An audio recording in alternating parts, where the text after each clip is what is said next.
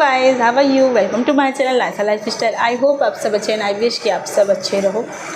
So guys, आज जिस topic में मैं बात करने जा रही हूँ वो ये है कि बच्चों को पोटी ट्रेनिंग कैसे करें। जी हाँ, मुझे एक सब्सक्राइबर ने मुझे ये 2-3 बार मैसेज किया है, मुझे कमेंट में कहा है कि प्लीज़ बताइए कि बच्चों का पॉटी ट्रेनिंग कैसे। ऐसे तो मैं ये इस टॉपिक पे वीडियो बनाने ही वाली थी, बट मैंने सोचा था कि जब तक मेरी बेटी जो अभी 1 ईयर की हुई है मैं उसे ट्रेन करूँगी, उसे बैठाऊँगी, फिर उसके बाद में ये वीडियो अपलोड करूँगी अपने बेटी के ऊपर कि कैसे करते हैं। बट उन्होंने कहा कि मुझे हर बार कमेंट कर रही हैं कि प्लीज़ बताइए, तो मुझे लगा कि मुझे पहले बता देना चाहिए। उसके बाद कुछ दिन बाद अगर मेरी बेटी भी सीख लेगी, पहले मैं कुछ वीडियो बनाऊंगी कि सीखते सीखते अगर वो सीख लेगी तो उसके बारे में भी प्रॉपर मैं वीडियो आप लोग को दे दूंगी। बट हाँ, अगर वो कह रही हैं तो शायद मुझे बताना भी बहुत ज़रूरी मुझे लगा।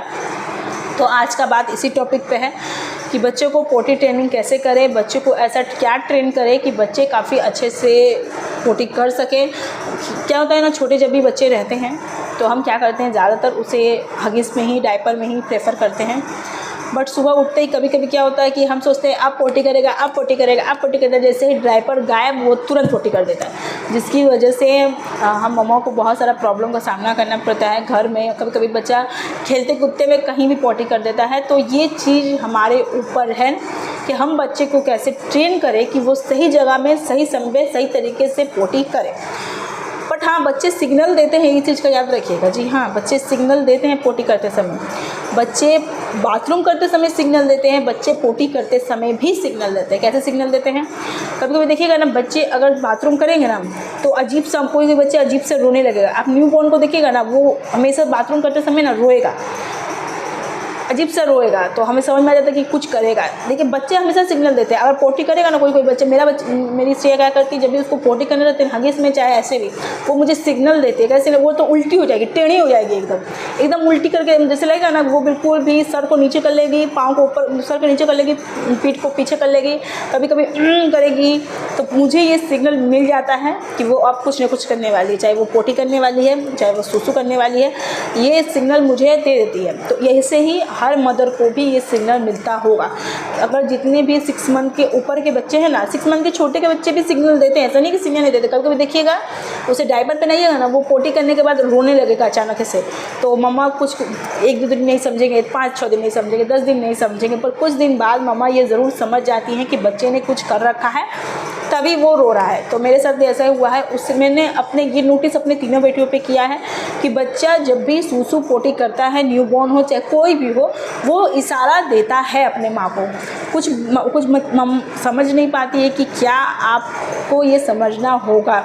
सबसे पहले तो ये इशारा वो देते हैं, मैंने जैसे कहा कि कभी उल्टा हो जाएंगे, कभी चिल्लाने लगेंगे, कभी रोने लगेंगे, कभी करने लगेंगे, कुछ तो इशारा बच्चे देते हैं। तो मेरी, जैसे मैंने आपको कहा कि मेरी श्रेया कैसे इशारा करती है, वो उल्टी हो जाएगी, कभी एक जगह खड़ी रहेगी तो खड़ी ही रह जाएगी, तो उसे समझ में आ जाता है कि वो पोटी कर रही है। बट बात ये है कि अगर हमें ट्रेन करना हो कैसे करेंगे, तो सबसे पहली चीज़ है, बच्चों का जो पोटी वाला आता है ना, आई थिंक उसे क्या कहते हैं, आई डोंट नो, बट हाँ जो भी है उसे मैं यहाँ पे पिक दे दूँगी उसको।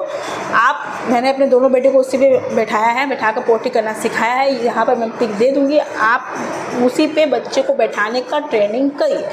कैसे करेंगे, कब करेंगे, तो अगर आपका बच्चा 1 ईयर का हो गया, मेरी बेटी अभी 1 ईयर की हो गई है, वैसे तो ये इशारा कर देती तो मैं उसे वहाँ से उठाकर कहीं और भेज देती हूँ, पोटी करा देती हूँ।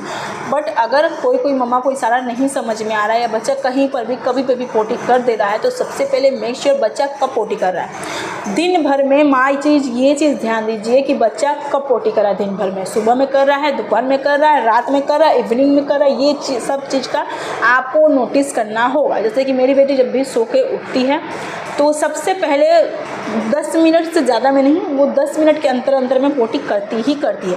तो आपको जब भी लगे कि बच्चा पोटी का टाइमिंग फिक्स है, जैसे कि वो सुबह उठेगी मॉर्निंग में 5 से 10 मिनट में वो पोटी करती है, तो उसका वो टाइम बिल्कुल फिक्स है। तो आप 10 मिनट के अंतराल में उसके डायपर को हटाकर, डायपर दे रहे हैं तो उसको हटा दीजिए, अगर डायपर नहीं दे रहे हैं तो उसे पोटी करने वाले में उसे बैठा दीजिए। कोई बच्चा क्या होता है, बैठने नहीं मांगता, वो रोने लगता है। तो कुछ भी अगर आप उसका मन को बहलाए, जैसे कि उसे अगर मोबाइल पसंद है तो आप उसे मोबाइल में कार्टून दिखाइए, उसके मतलब माइंड डाइवर्ट करिए। उसे खेलना पसंद है तो खिलाइए, कोई बॉल दे दीजिए, कुछ भी दे दीजिए, कार्टून दिखा दीजिए, कुछ भी दिखाकर उसे उसमें बैठाइए। एक दिन प्रॉब्लम होगा, 2 दिन प्रॉब्लम होगा, 3 दिन प्रॉब्लम होगा, 5-10 दिन के अंतर में वो बैठेगा ही बैठेगा।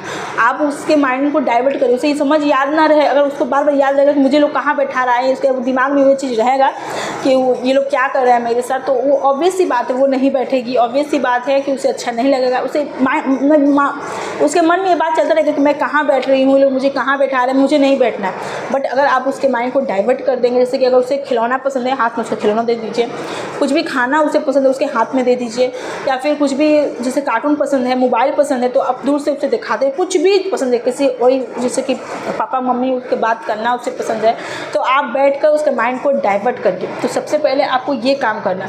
अगर वो 1 दिन 2 दिन तो प्रॉब्लम होगा, 8-10 दिन में प्रॉब्लम हो सकता है, उससे ज़्यादा प्रॉब्लम नहीं होगा। तो आपको मेक श्योर करना है कि आप उसे बैठाइए, उस पर 5 से 10 दिन बैठाइए, उसके बाद वो खुद ब खुद आदत डालेगा।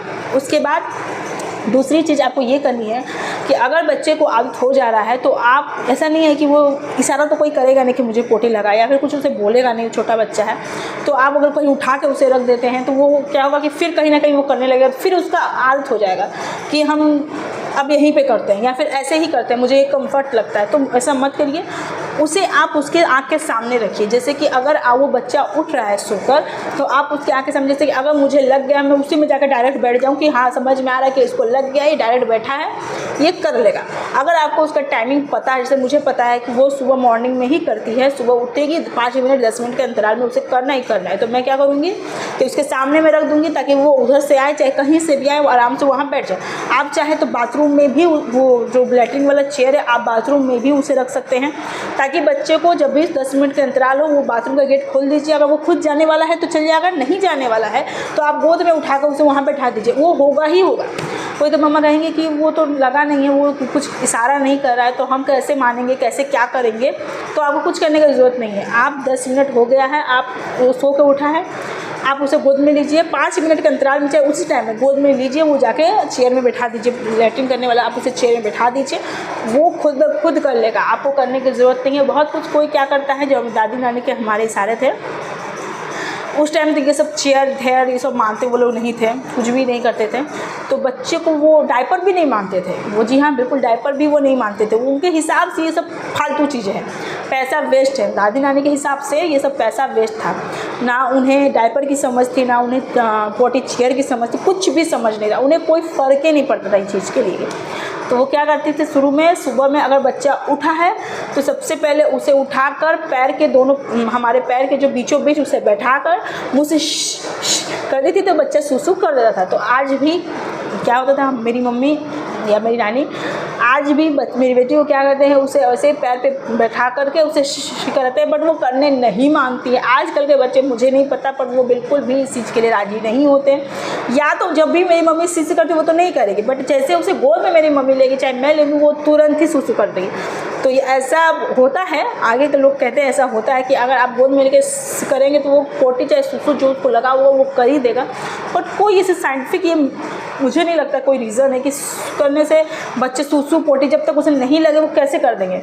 तो मुझे तो ये कुछ समझ में नहीं आता, बट हाँ बहुत सारे लोगों के घर में ऐसे होते होंगे। अगर आपको भी पता है तो मुझे कमेंट बॉक्स में बोलिएगा क्या आपके भी घर में होता है। बट हाँ, अगर सबसे अच्छा विकल्प मैं कहूँ तो उसे का पोटी चेयर है, आप वही यूज़ करिए। सुबह उठ रहा है, बच्चे को वहाँ पर बैठा। अगर आपका बच्चा सुबह में करता है तो, अगर आपका बच्चा दिन भर में कोई भी टाइमिंग में करता है तो प्लीज़ आप उसके इशारे को समझिए। वो कुछ ना कुछ इशारा देगा ही देगा आपको, ऐसा नहीं कि बिना इशारा के करता है, कोई ना कोई उस इशारा ज़रूर देगा। तो आप उसके इशारे को समझिए। दूसरी चीज़ आप ये देखिए कि दिन भर में वो कौन सा टाइमिंग वो ज़्यादा पोटी करता है। बच्चे कुछ क्या होता है कि उससे कॉन्स्टिपेशन की शिकायत होती है तो वो काफ़ी ज़्यादा पोटी करते हैं, वरना वो एक दिन भर में कभी एक बार करेंगे, कभी कभी 3-4 दिन में एक बार करेंगे। तो आपको वो चीज़ समझना होगा बच्चों पर। वरना पोटी चेयर बहुत मस्त है, आप उसका ट्राई करिए। टाइमिंग देख लीजिए बच्चे का, दिन भर आप रियलाइज़ करिए कि वो ज़्यादा पोटी कितना बजे करता है, कब करता है, दोपहर का समय करता है, सुबह का समय करता है, रात का समय करता है। जैसे कि मेरी बेटी वो ज़्यादातर पोटी सुबह का समय पे ही करती है, सो के उठेगी वो करेगी, करना ही करना है। तो मुझे ये चीज़ पता है, मैं उसे सीधा पोटी चेयर पे उसको ट्रेनिंग करूँगी, पोटी चेयर पे वो बैठना सीखे। क्योंकि वो ईजी विकल्प है, जो कहते हैं ना ईजी है, हम पोटी चेयर में वो कर लेगा, आराम से हम साफ़ा कर देंगे। बट अगर वो घर में यहाँ वहाँ कर देगा तो वो बहुत मेसी हो जाता है, बहुत ज़्यादा। बच्चे का घर है उतना सोचना नहीं चाहिए, बट हाँ बहुत ज़्यादा मेसी हो जाता है, तो वो आप ट्राई बिल्कुल भी मत करिए। पोटी चेयर इज़ बेस्ट।